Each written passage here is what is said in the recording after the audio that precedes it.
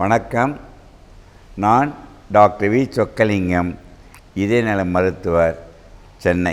இது பாருங்களேன், மனிதன் பிறந்ததிலிருந்து 60 லட்சம் வருடங்களுக்கு மனிதன் தோன்றினான். இன்றும் வாழ்கின்றான். இன்னும் லட்சக்கணக்கான வருடங்கள் வாழப்போகின்றான். மனிதன் ஆனால் அவன்தான். ஆனால் சூழ்நிலை மாறிக்கொண்டே இருக்கின்றது. சூழ்நிலையை தெரிந்து கொண்டு வாழ கற்றுக்கொள்கின்ற மனிதன் நன்றாக வாழ்ந்து விடுவான். உங்களுக்காக சூழ்நிலை மாறாது.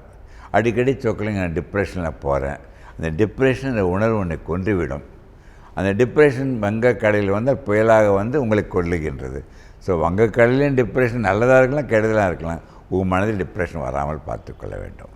ஒரு சுருக்கமாக சொல்ல போனோன்னா, இது எல்லாருக்கும் தெரியும். இது வானவில். வானவில் பார்த்தோன்னா எல்லாம் ரசிப்பீங்க. வானவில் எதுக்கு தெரியுமா காட்டுறேன்? வானவில் என்பது தோன்றி மறையும். நம் அனைவரும் தோன்றி மறைவோம். வானவில்லை கிட்ட போனால் தொட முடியாது. வானவில்லை கிட்ட போனால் பார்க்கவும் முடியாது. வானவில்லை மாதிரி உங்கள் வாழ்க்கையை வெளியிலிருந்து பார்த்து ரசிக்க கற்றுக்கொள்ளுங்கள். வானவில் இருக்கின்ற 7 வர்ணங்களை 7 எண்ணங்களாக மாற்றி சொல்லி கொண்டிருக்கு. 7 எண்ணங்கள் என்ன தெரியுமா? அமைதி, அன்பு, அறிவு, ஆற்றல், அடக்கம், அரவணைப்பு, ஆதரவு என்ற எண்ணங்களுடன் இதை பாருங்களேன். இந்த வளைந்து கொடுக்கின்ற பக்குவம் வந்துவிட்டால் உங்கள் வாழ்க்கை வானவில்லாக மாறி நீங்கள் ரசிப்பதல்ல, பார்ப்பவர்களும் உங்கள் வாழ்க்கையை ரசிப்பார்கள். வானவில் இருக்கின்ற 7 நிறங்கள் தான் காய்கறி பழங்களின் தோலில் மட்டும்தான் இருக்கின்றது.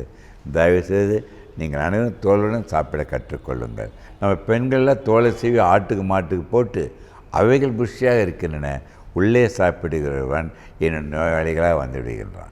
வானவில் இருக்கின்ற 7 நிறங்களில் பார்த்திங்கன்னா 2 ஒன்றை வைத்துக்கொள்ளுங்கள். ஒன்று ஏரபி எக்ஸசைஸ், 2வது வாழ்க்கையை ஒரு தியானமாக, நம்ம பிறப்பே ஒரு வரமாக நினைத்து அந்த 2ஐயும் நீங்கள் கடைப்பிடித்தால் வாழ்க்கை வானவில்லாயிடும்.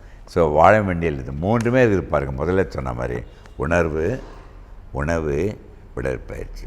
சொக்கலிங்க இந்த வேதாந்தம் பேசாதே, நீங்கள் சொல்லுவதை நான் கேட்க மாட்டேன் முடிவுடன் இருந்தால் அப்பொழுது உங்கள் வீட்டில் வானவில் இருக்குது. எப்படி தெரியுமா?